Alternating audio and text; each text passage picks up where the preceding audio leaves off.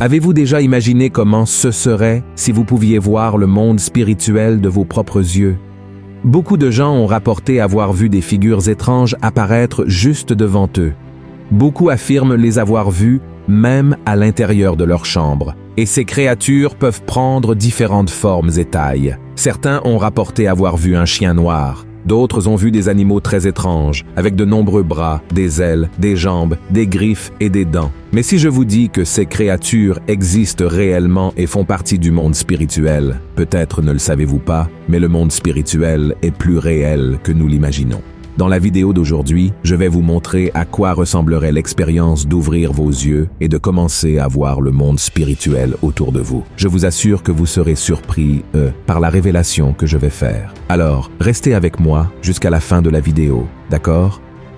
Avant de commencer, je vous demande de vous abonner à ma chaîne. Voyez le bouton rouge « S'abonner » sous la vidéo. Cliquez dessus, puis une cloche apparaîtra. Il est très important que vous cliquiez sur cette cloche et sélectionniez l'option « Toutes » pour recevoir toutes les notifications des prochaines vidéos que je publierai. D'accord? Alors, allons-y. Nous, les chrétiens, croyons qu'il existe un monde physique qui est visible et palpable, et il existe également le monde spirituel où nous ne pouvons ni voir ni toucher, et c'est là que résident les êtres spirituels. Si vous ne le savez pas encore, il existe une énorme quantité d'êtres spirituels, tout comme nous en avons une grande quantité dans le monde physique. Les scientifiques affirment qu'il existe près de 9 millions d'espèces de créatures vivantes dans le monde entier. Maintenant, pouvez-vous imaginer une quantité similaire dans le monde spirituel?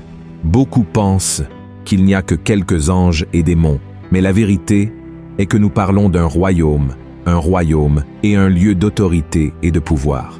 Par conséquent, nous pouvons affirmer que le royaume spirituel compte des millions d'esprits qui gouvernent et possèdent des pouvoirs surnaturels, et tout ce qui se passe dans le monde spirituel a des répercussions ici sur Terre. De même, nos actions ici interfèrent dans le monde spirituel. Je sais que beaucoup de gens imaginent le monde spirituel comme quelque chose d'effrayant et de terrible. Ils imaginent des créatures étranges se déplaçant et courant partout. Mais saviez-vous que le monde spirituel est situé juste devant vous? Je sais que cette vérité peut être effrayante, mais c'est une réalité que nous ne pouvons pas ignorer. La Bible elle-même nous enseigne à ce sujet. Regardez ce qui est écrit dans Éphésiens, chapitre 6, verset 12. « Car nous n'avons pas à lutter contre la chair et le sang, mais contre les dominations, contre les autorités, contre les princes de ce monde de ténèbres, contre les esprits méchants dans les lieux célestes. » La Bible nous révèle qu'il existe des catégories de pouvoir et d'autorité dans le monde spirituel. Cela signifie que tant les anges que les démons détiennent des titres de prince et de puissance, attribués en fonction de leurs fonctions. Certains ont des pouvoirs plus grands que d'autres, tandis que d'autres ont des pouvoirs moindres. La première autorité maléfique que nous trouvons dans la Bible est révélée dans le Nouveau Testament et s'appelle Belzébuth, le prince des démons. La Bible relate que lorsque Jésus réalisait des miracles et que les personnes autour de lui ne croyaient pas qu'il pouvait le faire de lui-même, elles ont commencé à affirmer que Jésus utilisait les pouvoirs du démon Belzébuth, qui est un autre nom donné à Satan.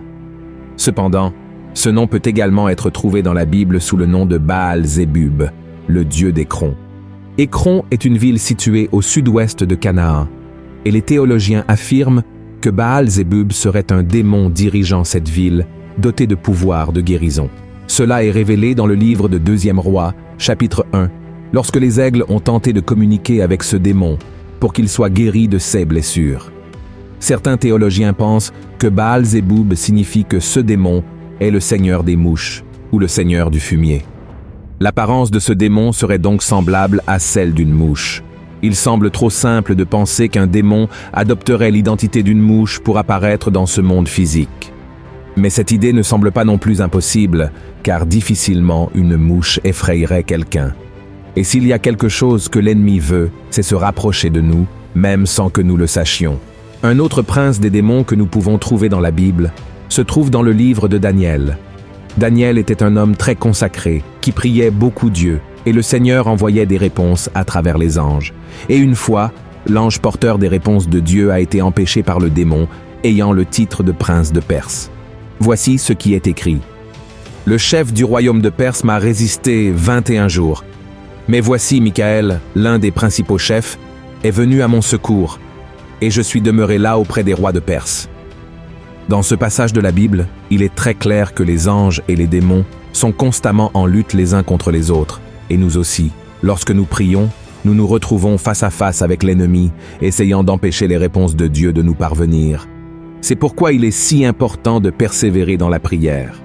Il existe une autre catégorie de démons qui portent le titre de roi. La Bible nous met en garde contre le règne des ténèbres, contre les gouvernements et les autorités spirituelles du mal.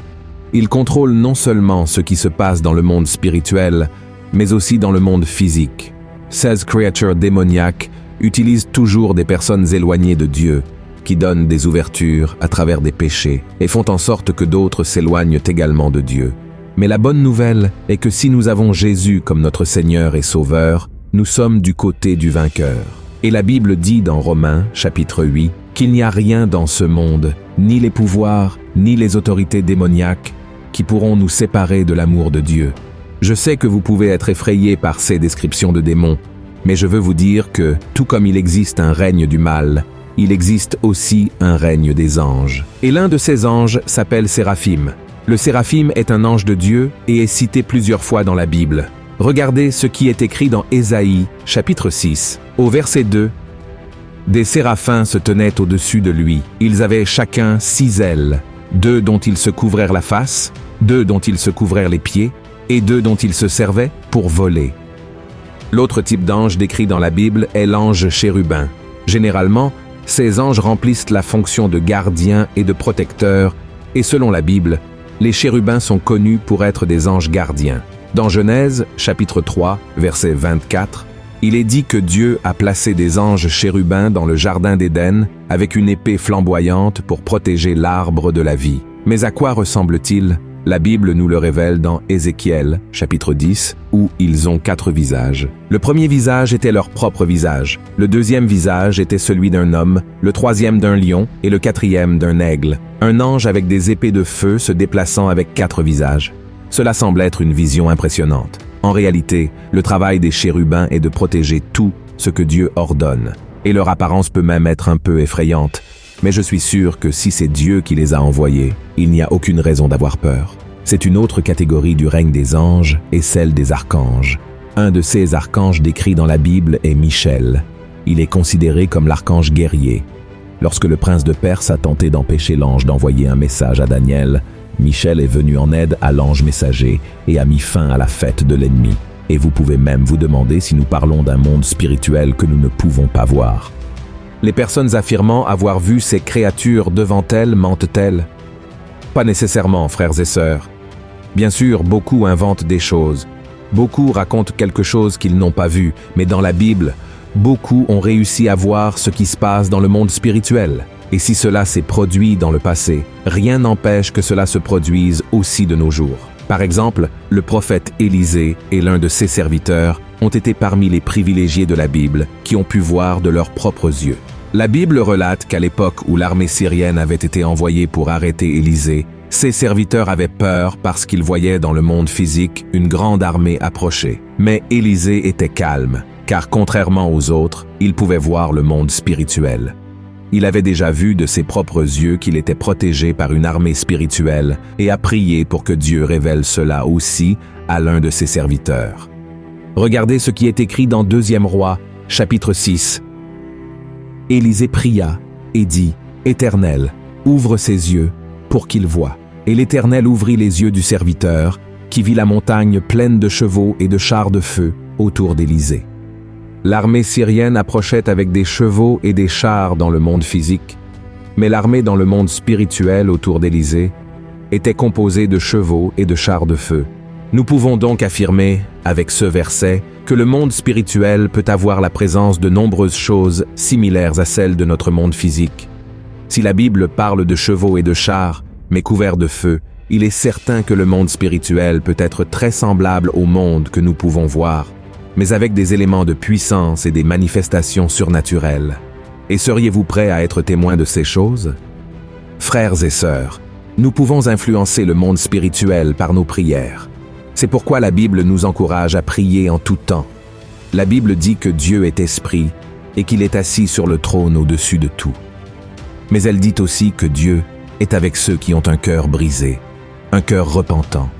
Il peut être partout, et même si vous ne le voyez pas, croyez que le Seigneur est là pour vous protéger et vous donner des réponses.